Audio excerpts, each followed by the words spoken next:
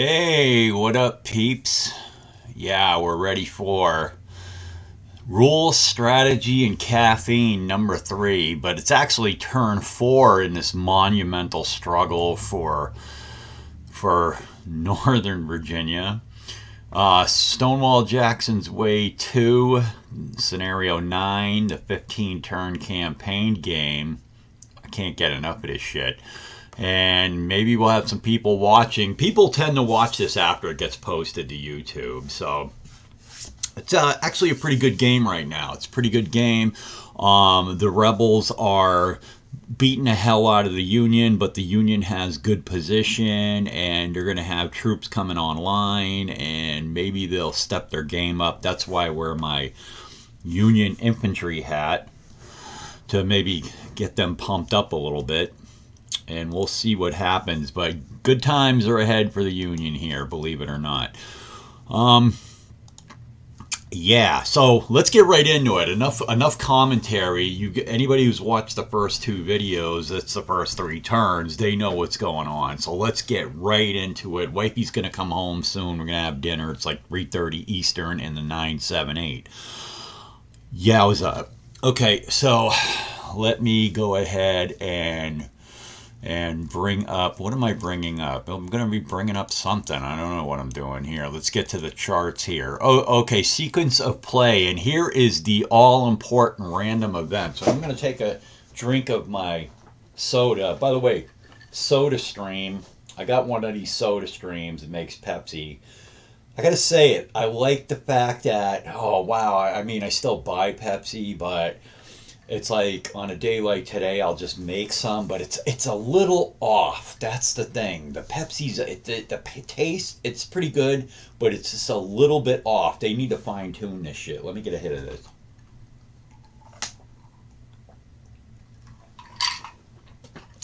It's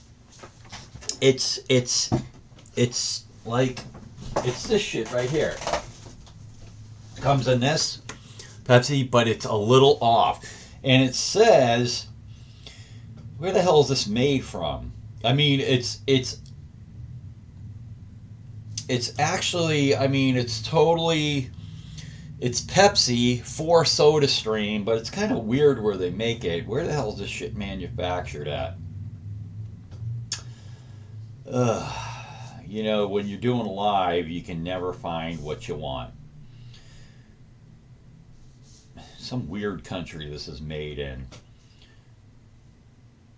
Oh yeah, this is product of Israel. Like, they gotta ship this shit in from Israel. Really? Okay, that's just like, I don't have a problem with that, but they can't do that in the States. Whatever.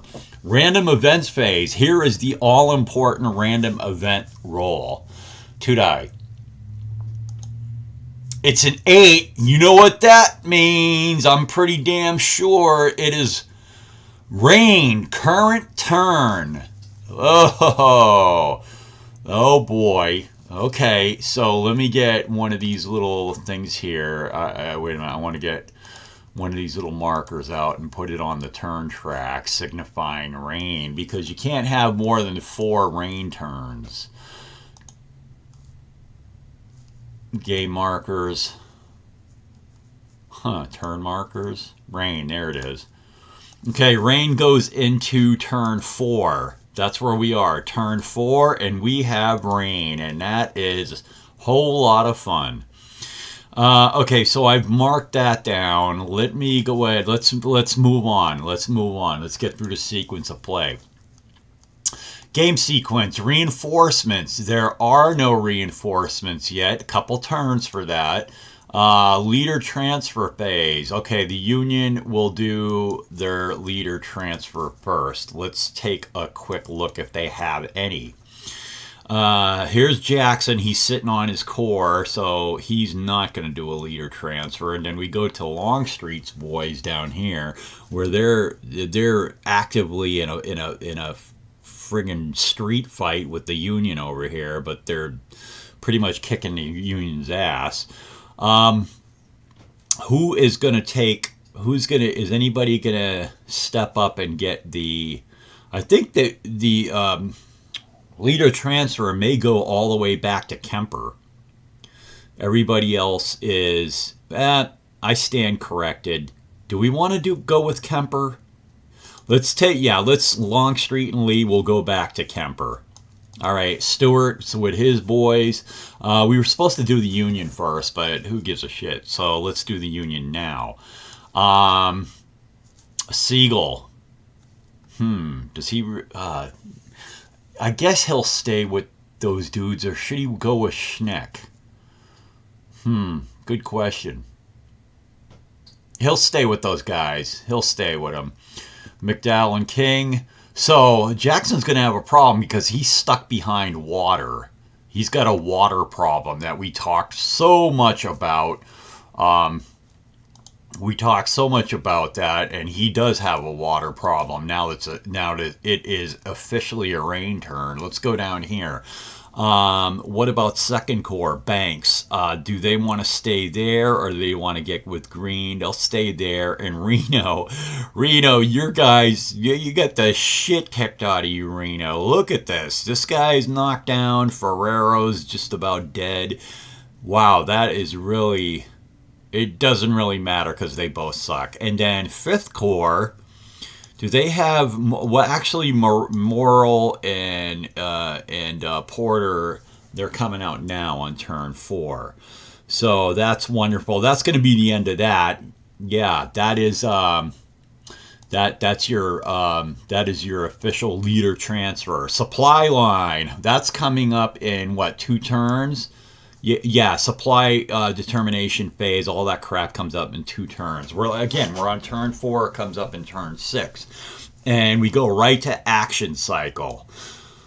Well.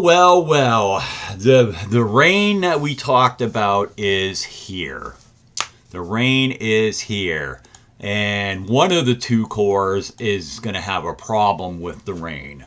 And let's get right into it. All right, a knit die roll. Union's the first of 2 numbers, as always. And it's 5-5. The Rebs win the first initiative. We're going to go right and look at Jackson because he's the one who's going to have the problem with the rain. Let's look at his situation right here. Let's go down 1. What can you do, Jackson? You've got a rain turn and you can't cross that river. What river is it? That's still the Rappahannock. What are you going to do? Well, one of the things you can do as we look at Jackson, whenever I'm playing the Rebels, which I'm playing both sides now, and rain comes up, I'll look at the overall situation and I'll say, can any of my units benefit from not moving this turn? And actually, you know what? Jackson's crew does have exhausted, and here's what we want to do. We don't mind, in his case, in his corps situation, we don't mind if Jackson moves once, but we do not want him to move twice, because if he moves twice, not only is he going to have an EM problem, but more importantly, he won't be fresh coming out of the rain turn. See what I'm saying? So we only want to move him once. Okay, and if this would happen to be a rain plus a supply situation where they have to forage, you probably wouldn't even want to move them because you want to roll your forage die without acquiring fatigue. So in this situation, do not move Jackson more than 1 time. So the question is, where does Jackson want to get to? He can't back up and go down here because of the water situation. He can't do it.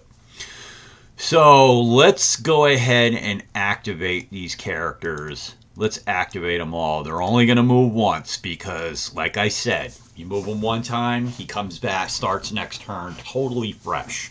So let's go ahead and do a token movement with his corps. It's 1 die plus 2. Okay, so he gets a 6, but when it's rain, each one of these road hexes are, it's 2 points. So he can, in effect, move 3 hexes. So he's going to take AP Hill, and he's kind of going to tip off which way he's going. He's going 1, that's 2, 4, 6. He's going to take Jackson with him. Tally and them are going to go next. 2, 4. He'll stop there. Actually, he'll go up here, 6. And then Yule can go 2, 4. He's forced to stop right there. Now, again, I'll say this one more time in this video. Jackson doesn't move again this turn. He's totally fresh next turn. And it's like, where are you going to go, man? You can't cross the river and fight the Union. You can't really move that bar because every one of those is 2. But the thick black right here that I'm moving down, this thick black, that's 1.5. That's a pike. Okay, there's not too many of them, but that's 1.5 in a rain turn. The regular roads are a 2.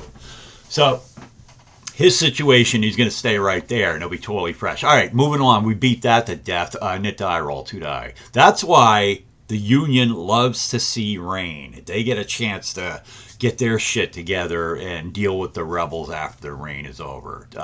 Here's the nit die roll. It's 2-6, belongs to the Rebs. Jackson's corps is done. Let's go back and see Longstreet. This may be a short turn. Let's go see Longstreet. Now, Longstreet has no problems with water barriers. Of course, their movement's going to be limited as well by the rain. And also there's a -1 applied if you want to fight. The attacker is going to be a -1 based on rain. They get a -1 modifier. So what are they going to do? What is Longstreet's crew going to do here? Well, they themselves are even worse situation than Jackson. They're probably going to just take the turn off and chill the hell out. Actually, we're going to move back and go to these guys. These guys that were bringing up the rear. Remember, we talked about them being fresh if they didn't move again. Who are you talking about, John? Well, we're talking about Anderson and Evans. And let's go with them. We're going to activate Anderson. So these guys, we didn't push past fatigue 1, and now they're fresh. Just in time for rain. Hey, okay. Anderson, increase fatigue. 1 die +1. He's a 5 + 1 is 6. So he's actually going to get to move because remember, he's on a pike, and each one's 1.5. So the 1.5 goes into 6 4 times. 1.5. 3, 4.5. I think he's done. Let me zoom out a little bit. He's got 1.5 left, and I think he's gonna. Maybe he might go this way. No, he'll just stop right there for this activation. He'll just stop right there. A nit die roll, 2 die. It's 6-3, belongs to the Union. Okay. All right, Union. What do you want to do? You definitely have to get your shit together here. And the rain is actually a good break for Reno's corps to just like regroup here because they were battered. Let me pour some more soda in here. What to do, Union? Well, one of the things that we're going to do, even if it's in rain, we are going to max out 5th Corps coming from Aquia Station. That's pretty much the priority at this point.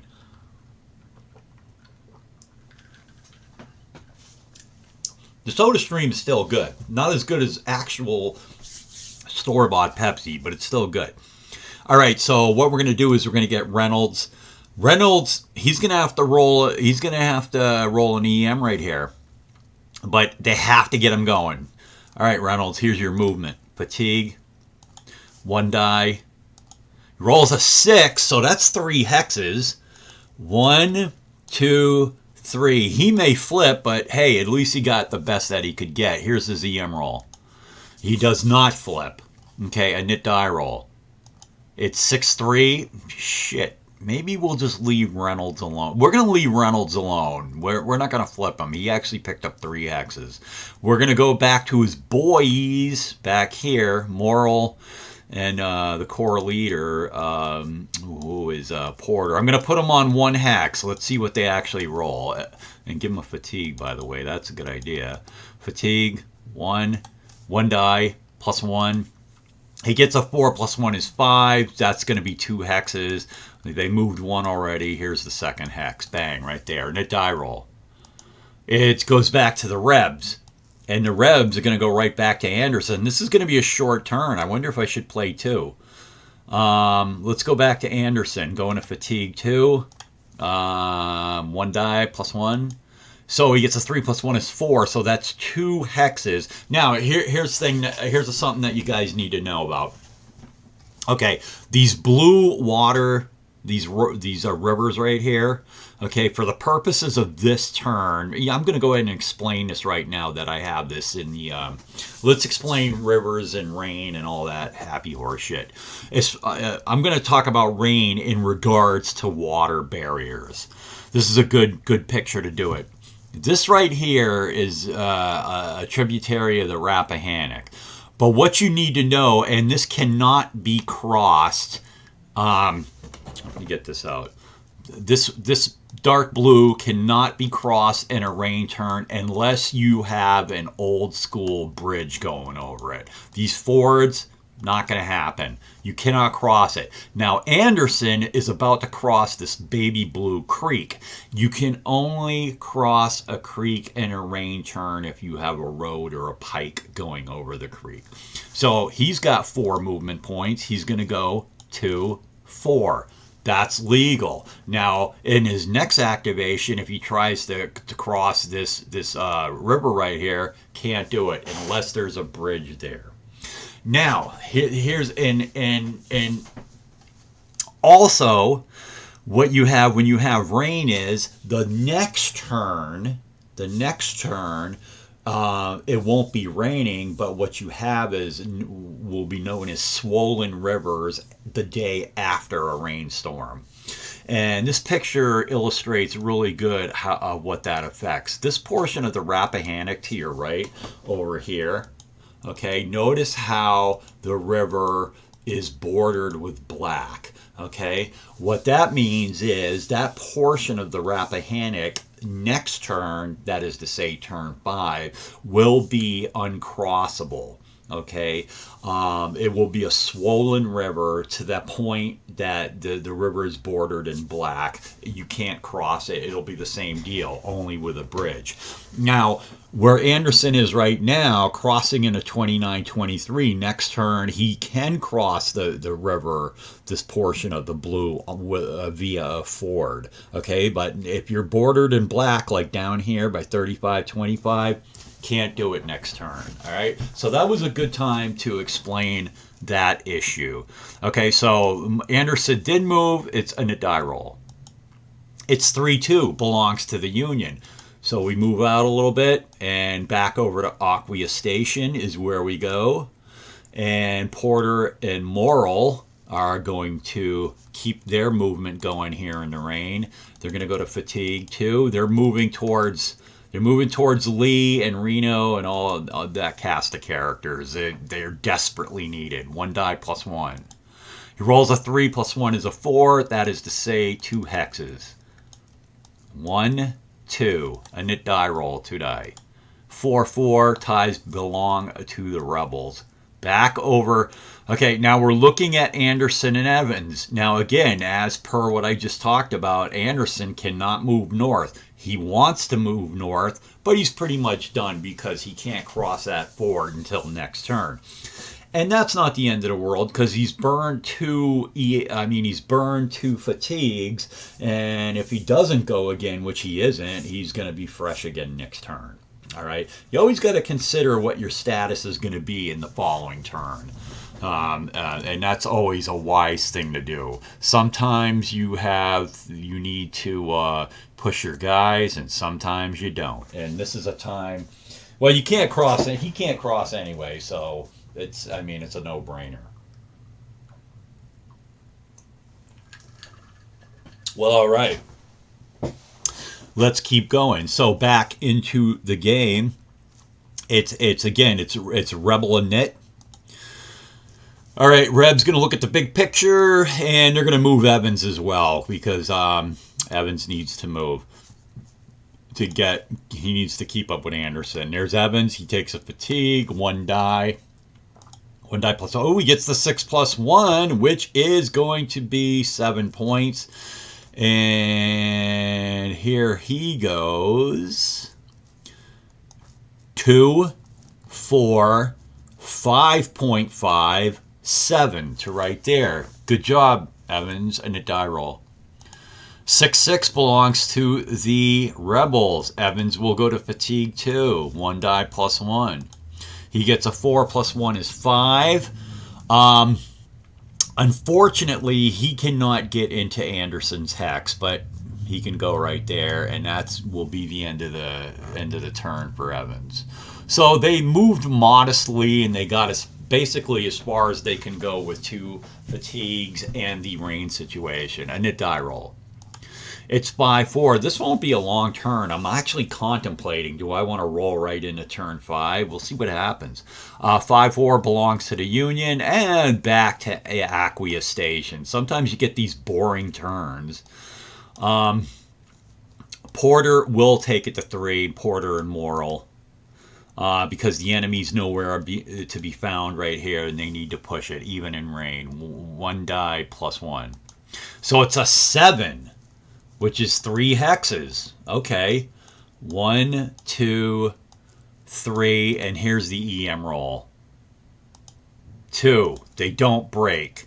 Okay. Solid. Fantastic. There he is in relation to Reynolds. Pretty good. They need to link up in a die roll. It's 1-4, belongs to the Rebs. So now that the Rebs have moved Evans and Anderson, we're going to have to see what else Longstreet has to do. Because they were kind of up there with fatigues and being exhausted and all that, so they could actually use a turn to rest and get their act together, but still being able to move up 1. Let's look at the situation for these guys. They actually do want to move due north. It's important that they move due north. But you see, what you see right here is you see Dr. Jones again. If he doesn't move, he's fresh next turn. So what's going to happen here, 1, 2, 3, is Kemper, Lee, Longstreet, they're going to activate, Kemper, and they're going to activate Hood, and they're going to activate Wilcox. They will not activate Dr. Jones. We don't want Jones going to yellow. So they're going to activate these 3 guys. And they're going to basically head due north before the Union has a chance to close the door on them again. Because to be honest, they pretty much got they got a little bit lucky fighting their way out and blowing Reno up. They may not get that lucky next time. So here's the movement for these guys. 1 die plus 2. It's 4.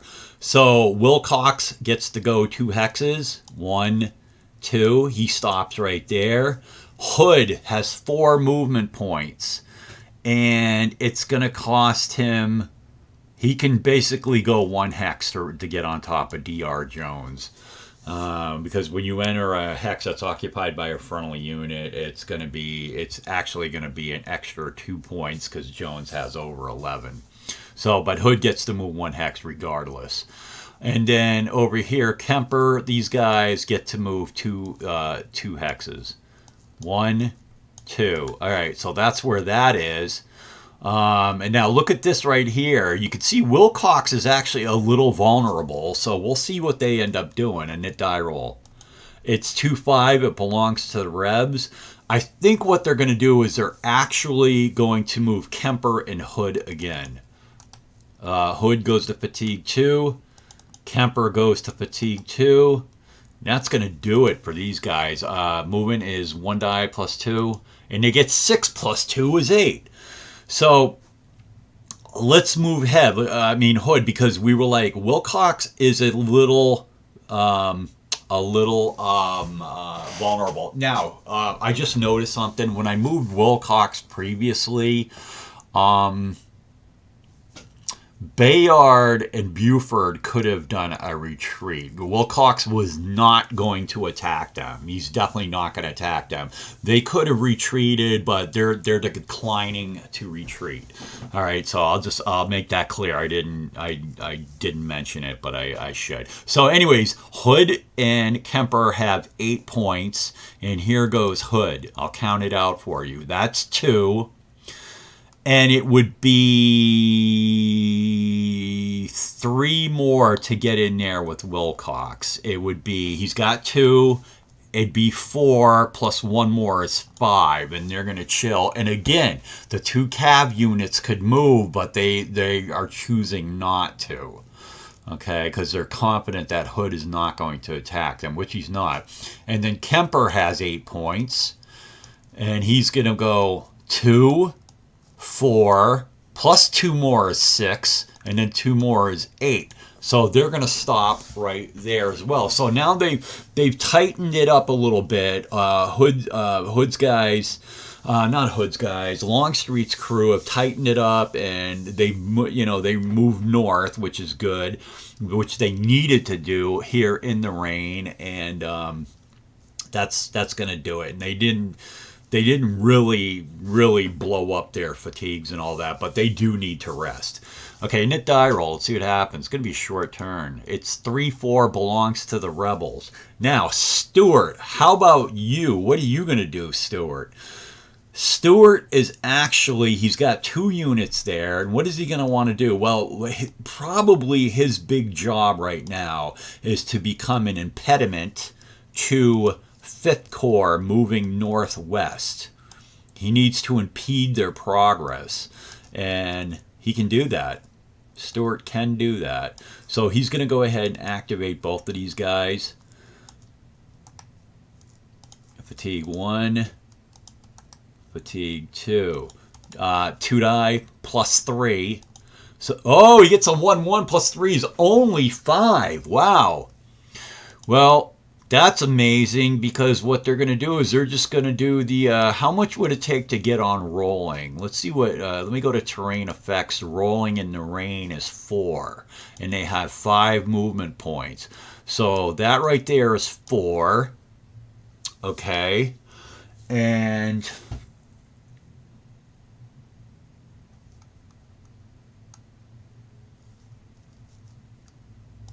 they'll go right here for 5. Okay, they'll kick it right there. Knit die roll, 2 die. Belongs to the Rebs. I'm going to tell you right now, it wouldn't be ridiculous if the Rebs passed for the turn. Let me look around. Let me go start up with Jackson, because I know they got like 2 VA. Yeah, he's right up here. Jackson is done for the turn. What about 2 VA? What do they want to do? He's actually, well, he can't really get with Jackson because of the water issue. For the purposes of the rest of this turn, 2 VA is going to remain where he is. Jackson remains where he is. Let's widen out a little bit. And then coming back down, they may be done for the turn. So I move Stewart's guys. They're going to stay right there. And Hood and all them are staying right there. And then Anderson and Evans are... I think the Rebels are done for the friggin' turn, considering that it's rain. They really need to rest up, and there's rivers and obstacles that they can't pass through. I think they're going to pass. That is... The Union's got quite a few guys they need to move. So they passed the Union. It's Union and Knit. Let me take a drink right here.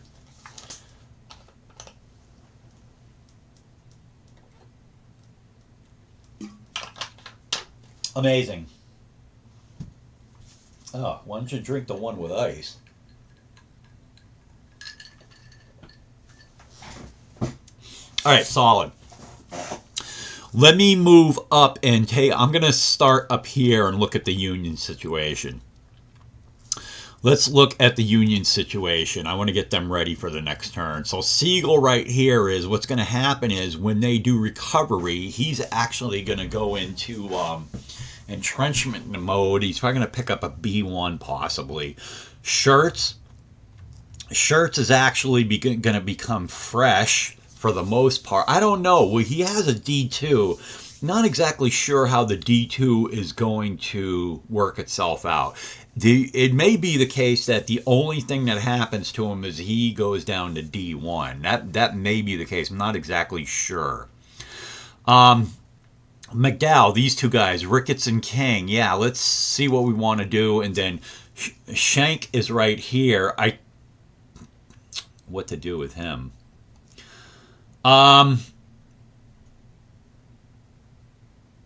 Yeah, that's a good question. What to do with him? What to do with Shank?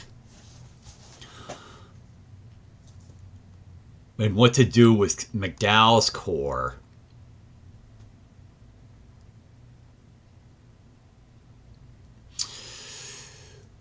Okay, yeah, that's a good question. I mean, they don't know that Jackson's not going to come due east straight across that river next turn. They don't know that. Yeah, but I don't think they would do that. But you know what? Let's move McDowell and King, Ricketts and King up. Fatigue 1. They may only move once. So here's their movement, 1 die plus 1. So they get a 1 plus the 1 for the core is 2, which basically means 1 hex. So they both move up 1 in that direction. That's pretty good. They may stay right there in a die roll, 2 die. It belongs to the Union again. I think this whole situation up here, they're going to stay like that. I think Purnell... He's gonna stay on that bridge. That's for sure. He's not going anywhere. He's gonna stay on that bridge.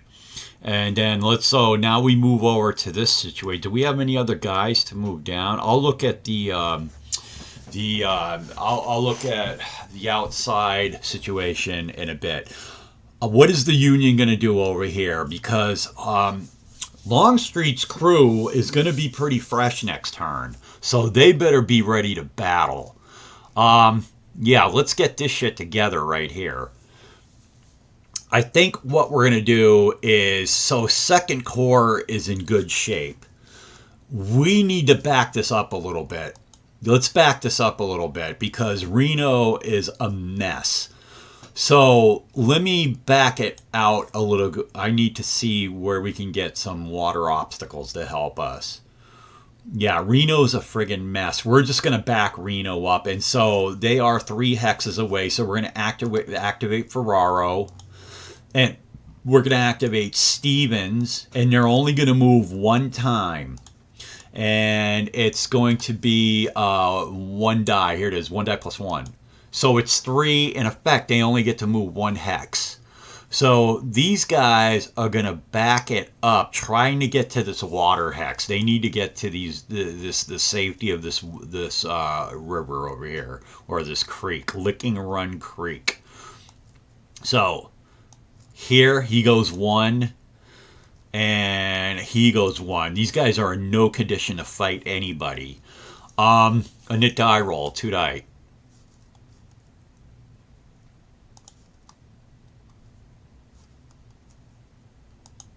It's 5-2, belongs to the Union. All right. So now we want to move second Corps, which is Banks and Green, and they're full strength. They're the only game in town until AOP 5th Corps gets up there. Those guys are the only game in town. So they need to move northeast.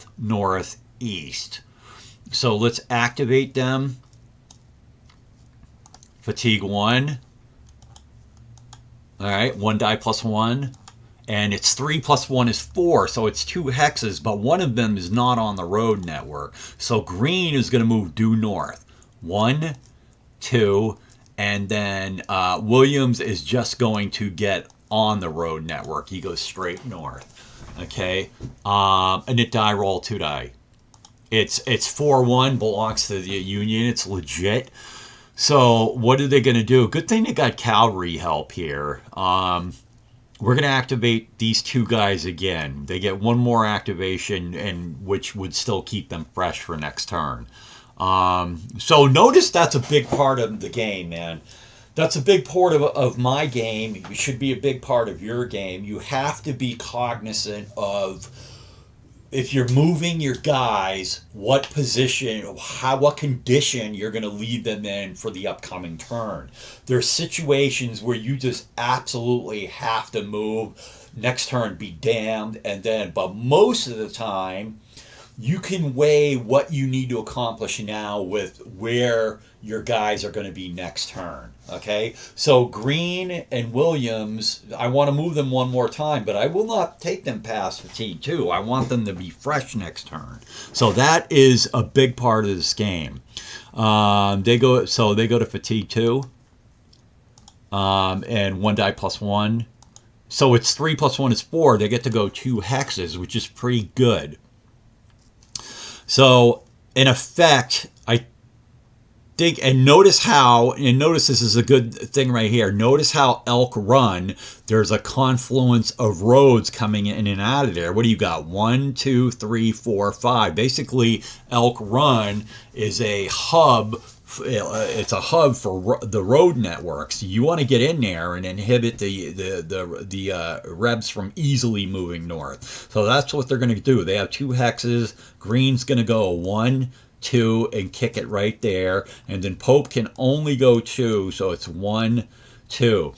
This really isn't optimal because the Rebels are going to come hard next turn, but given the lack of movement and how they will not go past fatigue 2, that's the best they can do, a knit die roll. So it's 5, 6 belongs to the Rebs are going to pass. Rebs pass, goes back to the Union. So now the question with the Union is, how are they going to handle their cavalry? Okay, and the cavalry being, to a lesser extent, 6 New York over here, and then Bayard and Buford. And you notice Bayard is full strength.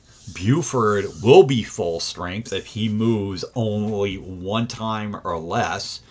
So what they're going to do here is, I think we're going to move Buford.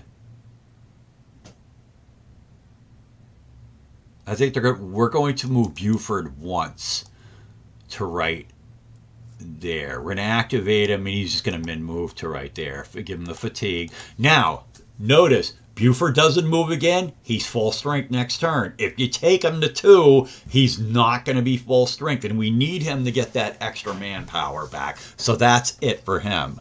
And a die roll. It's 4-3, belongs to the Union. Bayard is going to hold it down right there. Now, here's the thing. What do you want to do with Bayard? Think. What I'm going to do with Bayard, and the other thing is, looking around, it's good that Ferraro over here has a little bit of a water barrier. They may only go to D2 right there. But anyway, Pope, Williams has 28-14 and Izak bonded out. So what are we going to do? Well, what I want to do is, if possible, I want to get 6 New York, this cav unit, into Bayard. So what does that do? Well, what does that do, John? Well, what it does do, it takes him into 2 plus 1, takes him into very large force. Okay, I'm trying to inhibit the rebel movement any way I possibly can. So let's activate 6 New York. Again, Bayard by himself right there, there's no modifier. 6 New York gets in there, it's a +2 modifier. Every little bit helps. So we're going to activate him, fatigue 1, B1, we're going to get rid of that entrenchment, delete entrenchment, and he gets 2 dice. He should be able to get over there. 2 die. 4, 6 is 10. Okay, so let me just look at something. I want to see the terrain for clear. It's 3 points regardless. 3, 5, 7,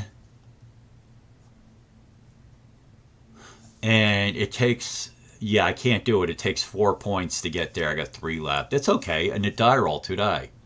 It's the Rebs win it. The Rebs pass, goes to 6 New York. 6 New York will fatigue out to 2, and he'll mid-move into Bayard. Not a problem. We'll put Bayard on top. Good. So again, now That stack with Bayard there, again, there's no modifier for if he has to do a cav retreat. Now that he has that other manpower point in there, that's a +2 modifier if they got to do cav retreat. So the Union, without really hosing themselves with movement, they've got in front of the Union again. Now you got to think at some point on their, well, technically, if they're looking forward, their left flank, that friggin' these guys out of Aquia Station are going to get there at some point. And you see what's happening. Reynolds is moving northwest. And then up behind him, you have Porter and Morrill. They're moving northwest. Okay, and Stewart has moved in to inhibit them. So it's actually the rebels have passed on the Annette, and it becomes the Union's Annette, and we got to do something with Griffin. Yeah, Griffin. We're going to do something with Griffin. So what he's going to do is now again, what are we going to do with Griffin?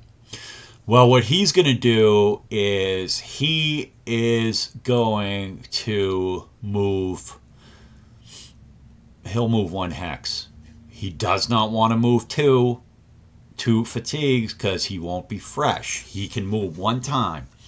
And that 1 time is actually going to be, you know what? I think basically Griffin stays where he is. All right. So next turn, that 3 becomes a 4. All right. So Griffin's just going to stay where he is. He's not going to move towards the enemy. So it's a Union and Knit. Okay. The Rebs are passing the Union and Knit. And that is, well, let's look around. I'm sure they have more units. Sykes comes in at turn 5. Let's go up the coast and see. We can move out, widen out just a bit. Let's go up the coast and see if we have anything. No, we don't. There's still nothing coming in yet. Let's look at the reinforcements. So you have turn 5 is next turn, and then turn 6, which on supply turn, you have Kearney coming in and you have Hooker coming in. That is 3rd Corps coming from AOP, I believe. Again, Aquia Station. So in effect, the first half of the game is over when supply hits, pretty much, and then you have a lot of reinforcements coming in for the rest of the game. Solid. Let's see if we got anybody on hand right now. Nobody's watching. I guess everybody's got shit to do. I don't blame them. I would be too, but I love playing this. All right, let me take a hit of my drink. 1 moment.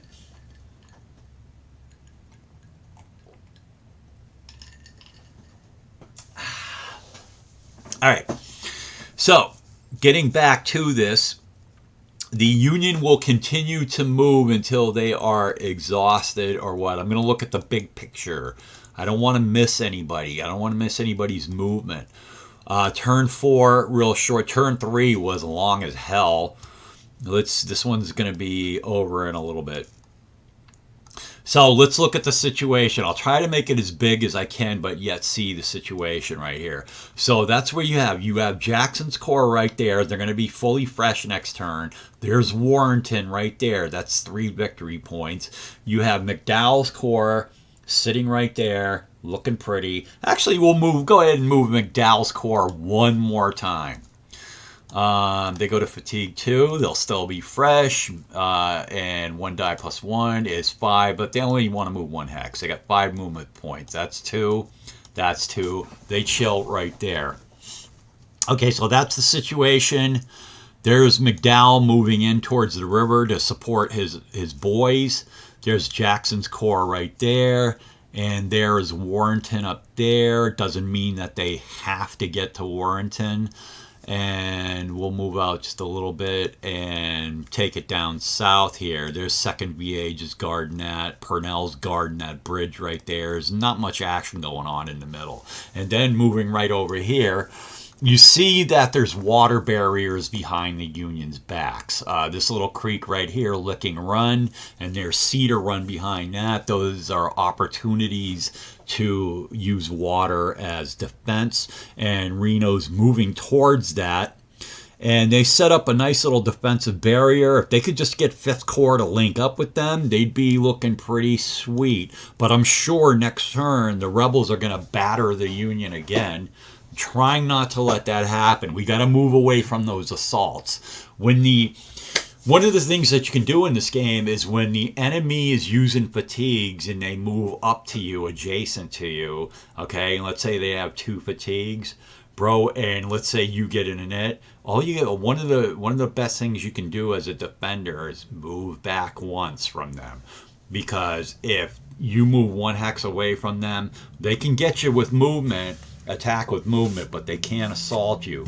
Okay, they have to be adjacent to you to assault, and the power of the rebels is in that assault, man, because you're getting a Lee bonus or a Jackson bonus, plus the assault, and then you factor in the attack and the tactical modifier, and it's devastating. Not all the time. So if you can just, if you're the Union and you have the fatigue to do it, man, just back away from that assault. 1 hex, that's all you have to do. All right, anyways, that is where it is. Are we at the point where both sides are going to pass? The rebels are passing for the turn. It's the Union. What are they going to do? I think they've done everything they can do without just using all their fatigue. I like what they did here. I like what they did here out of a bad situation with Banks, Green, and Williams. I like what they did here. I like what they did with their cavalry and with Reynolds and them. I mean, I could move Reynolds again in the rain, but it's almost certain that he's going to break, so why bother? It's a rain turn. And then over here, Morrill, he didn't break. 3 fatigues. Why push it? Why push it? They're going to need those 2 guys. They're going to be thrown right into the fight. So that's a situation, and you see Stewart's moved over to try to inhibit their movement, and down here you have Anderson and Evans were caught up behind Rivers in a rain turn. But they moved twice. So that's what's going on, man. That's what's going on. It's a tale of 2 situations, 2 corps. The rebels have basically fine-tuned their situation without